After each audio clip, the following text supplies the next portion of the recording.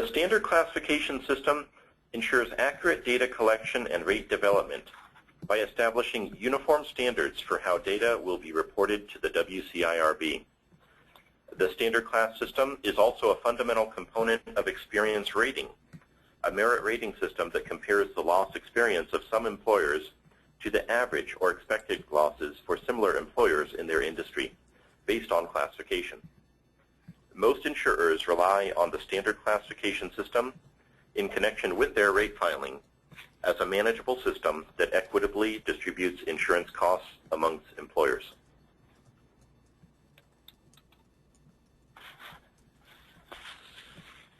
The USRP contains an alphabetical listing of classifications. Classifications have a phraseology that describes occupations, employments, industries, and businesses. In some cases, a 4-digit classification code number has more than one descriptive phraseology, and this is indicated by a suffix number in parentheses that follows the 4-digit code number.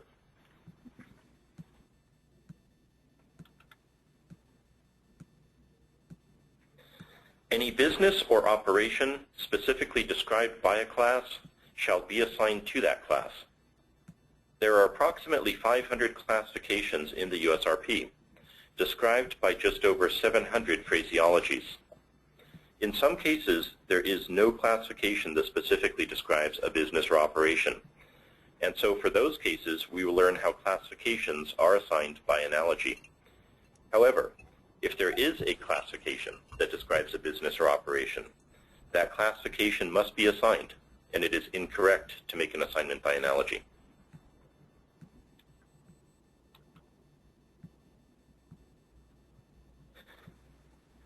The USRP provides a list of factors to consider when making classification assignment by analogy. These factors vary by industry. For example, factors to consider when classifying a manufacturing operation by analogy include the raw materials, tools, and equipment. The factors when classifying an agricultural operation by analogy include the type of crops or animals raised, the method of cultivating or harvesting, and other factors.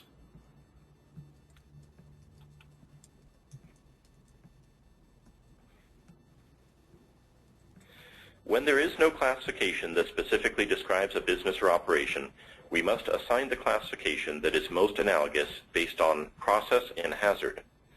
The hazard is established using the factors listed in the USRP at Rule 1B. These factors assist you in identifying the classification that is most similar based on an analysis of process and hazard compared to the operations you are classifying.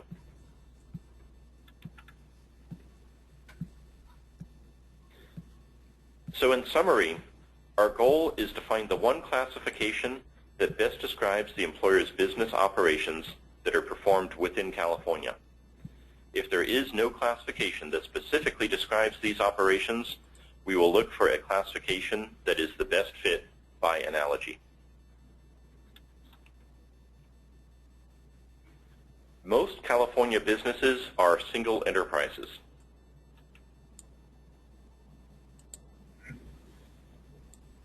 So single enterprise businesses are the simplest and most common type of business. This means that the various operations performed by their employees are all contemplated or described by a single classification. Each classification applies to a broad range of operations, provided the operations are normal and usual for that classification. Not all employees assigned to a classification have equal exposure. However, the blend of operations performed by these employees represents the blend that is typical or expected for that classification. Most single enterprise employers have a single source of revenue. For this reason, when classifying a business, it is often helpful to start with the question, how do they make their money?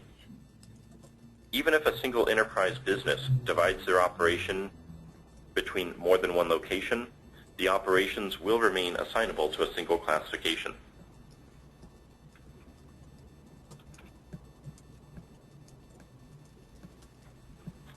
So consider a restaurant as an example of a single enterprise employer. the restaurant may retain several types of employees, such as cooks and dishwashers working in the kitchen, wait staff and bus staff in the dining room, and a hostess or maitre d' greeting customers on arrival.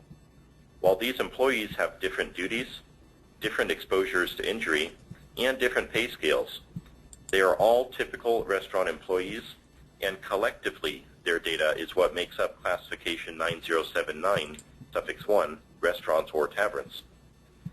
If the hostess or maitre d' were removed from the equation for classification 9079 and separately classified, the data for the remaining restaurant operations could worsen.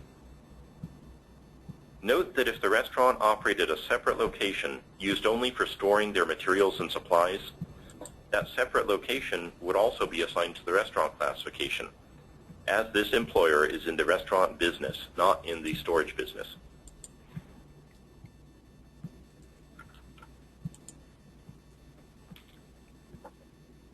The term division of payroll is used in the USRP to refer to assigning more than one classification to an employer's payroll. For a single enterprise business, no division of payroll is permitted for any part of the operations, even if that part appears to be described by another classification, unless the applicable classification directs that certain operations be separately classified. It is good practice to look up the classification's complete phraseology and footnotes in the USRP to determine whether the classification includes a directive statement. In the upcoming modules, we will see how standard exception employees and general exclusions may be separately classified.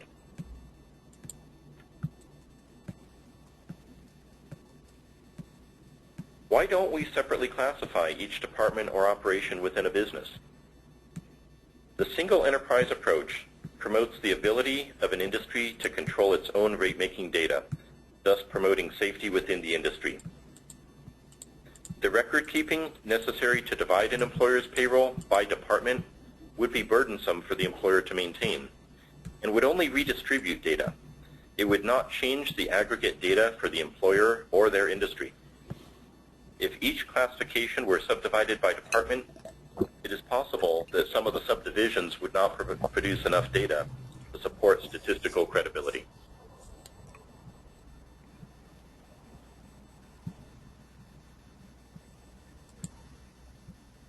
The division of payroll between classifications is verified only when a payroll audit is performed.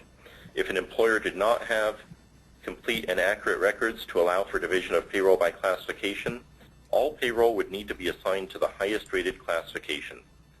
Because the employer's record-keeping practices are verified at final audit, such a system could lead to unpleasant audit surprises for employers and audit disputes. In short, the single enterprise approach strikes the right balance of accuracy for each industry and ease of administration for employers and insurers.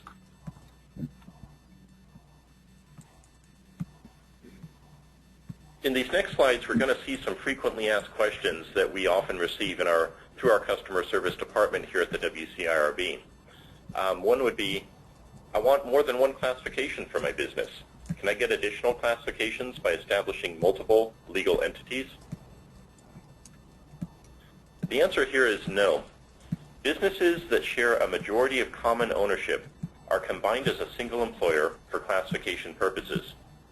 Each business may have separate policies, but entities that share greater than 50% common ownership will be viewed as a single employer based on the definition of employer that's contained within the experience rating plan. Another common question is, I do not agree with the classification on my policy. What should I do? We advise employers to first contact their insurance representative or insurer to discuss how their classification assignment was established. If necessary, the insurer may request a WCIRB classification inspection.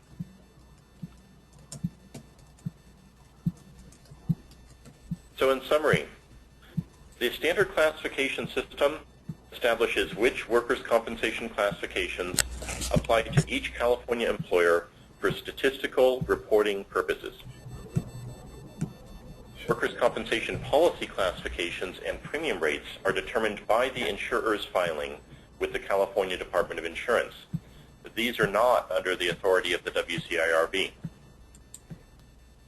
When a business is described by a classification contained in the USRP, that classification must be assigned for statistical reporting purposes. Only when a business is not described by a specific classification should classification assignment be made by analogy. Most businesses are single enterprises. This means that the various activities and departments that support a single business operation are assigned to a single classification.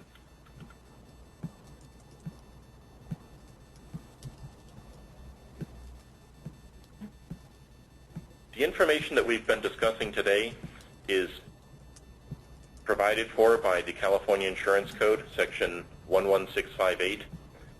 The standard classification system provisions that we've been referring to are contained in the Uniform Statistical Reporting Plan.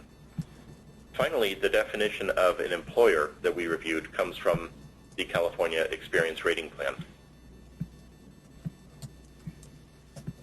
These resources and more are available at our website, shown below.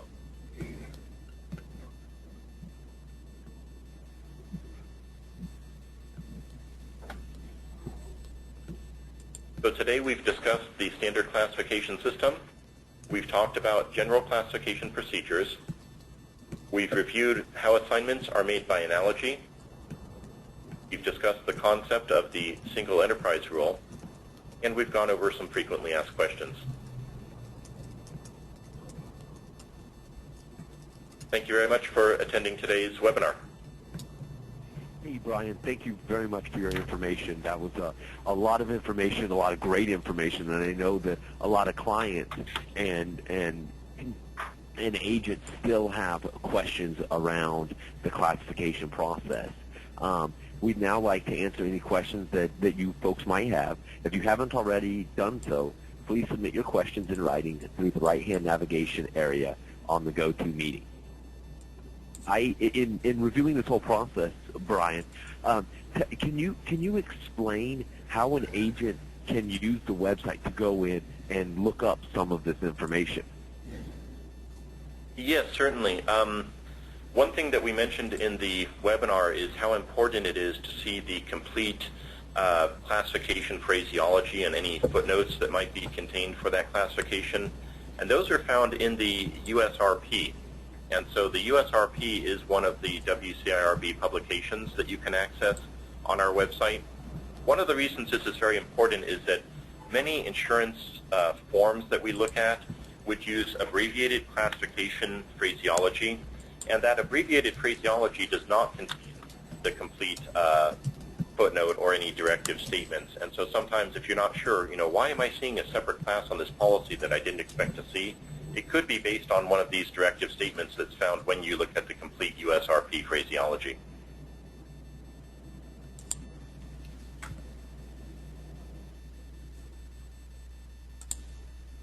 I was just going to navigate to the section of the WCIRB.com website where they're stored. They're in the publications and filings section here. And also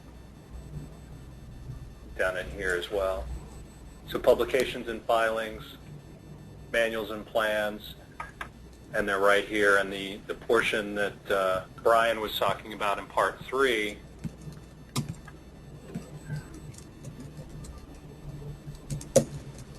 Which show you the full classification phraseology.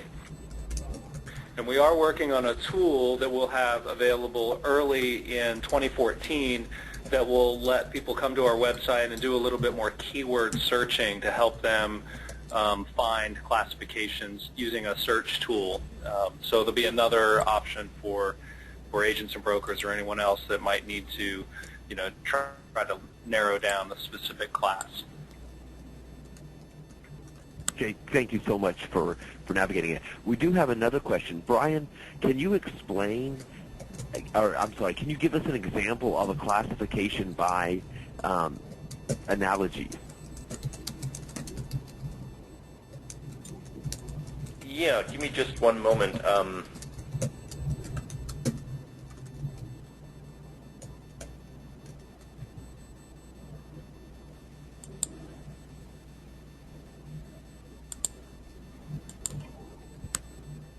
I would say that one classification assignment by analogy that comes to mind would be for tutoring programs.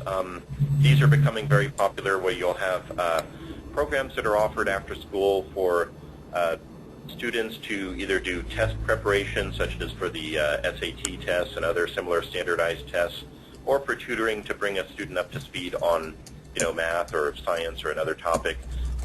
These programs are, often in a neighborhood storefront, and these programs in and of themselves would not be a school. In other words, you don't receive a certificate of graduation from one of these programs. However, we would assign this type of a program to the classification that we use for private colleges and schools. And so that would be an assignment by analogy. This type of a tutorial center is doing a lot of operations that resemble what you would see in a school. You're going to have instructors, you're going to be working one-on-one with students in many cases, and so because that industry is not large enough to have its own statistically credible classification, when we compare what are they most similar to, we conclude that they're most similar to a private school. Great. Thank you very much. Another question we had, and I know you touched on it briefly, Brian, but maybe you can go into a little bit more detail. If the WCIRB assigns a classification and the employer doesn't agree, what should be the process to take to change the classification? I know you spoke briefly about talking with your agent and broker, and that's a great start. And then what would be the process for the agent and broker to work with you and the insurance company to get that potentially corrected if it was in fact incorrect? Sure. The first thing to emphasize is that when we make a WCIRB classification assignment, again, that is binding on the insurer with regard to how they're going to report data to us.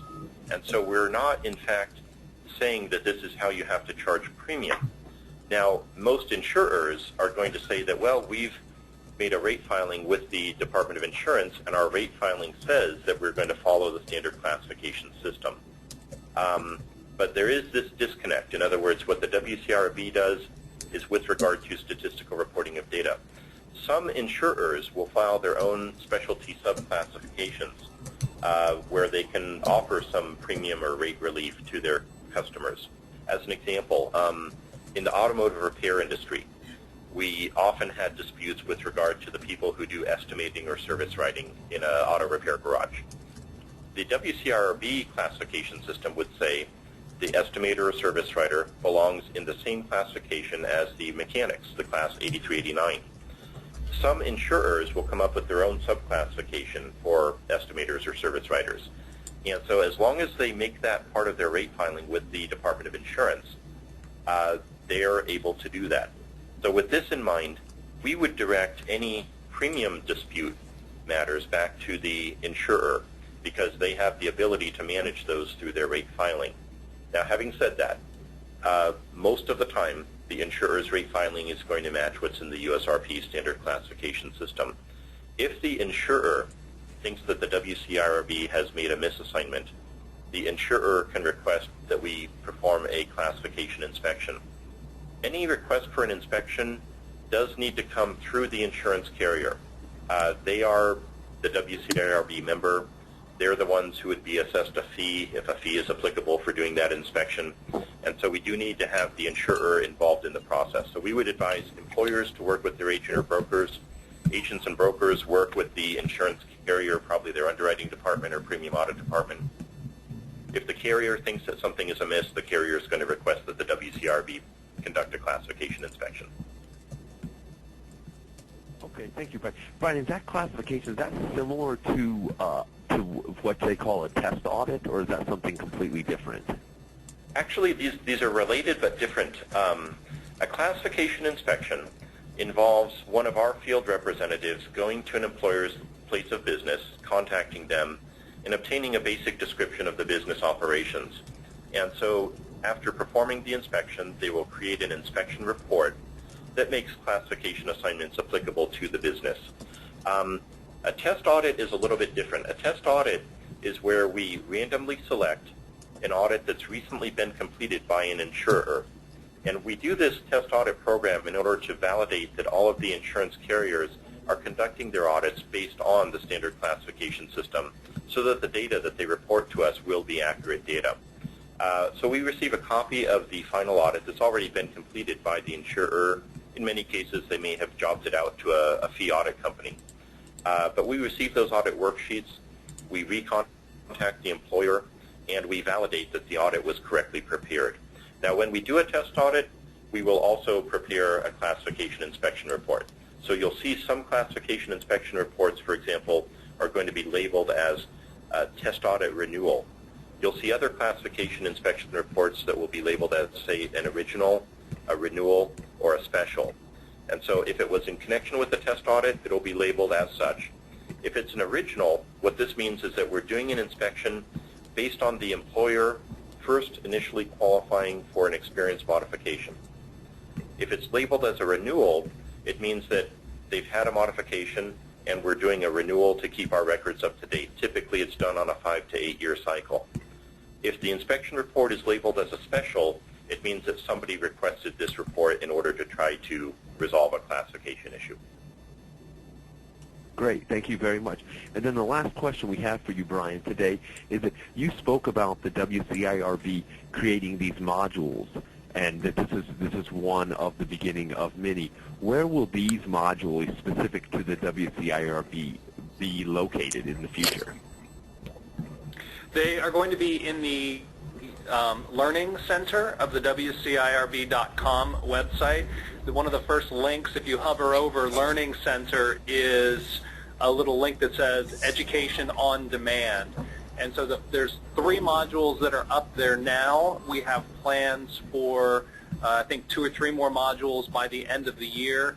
And then we'll just be collecting feedback from the IVACAL community and other communities to try to figure out what are the topics that the people want Education on Demand modules to cover in 2014. So this is going to be a big initiative for us next year. So we look forward to working with you guys and with the agent and broker community in general to find out what topics would you like us to develop for next year. But they are going to be there in the Education on Demand section of the website. Great. Well, I want to thank both you and Brian for spending some time with us today and providing us with your great insight. If you liked what you hear and would like to hear more, Brian will be presenting a seminar preparing for the final audit, a WCIRB perspective, at this year's InsureFest, held October 24th through the 26th at the Omni Rancho Las Palmas Resort and Spa in Rancho Mirage. For more information on InsureFest, please visit www.insurefest.org. That concludes our webinar for today. Thank you all for participating. Thank you.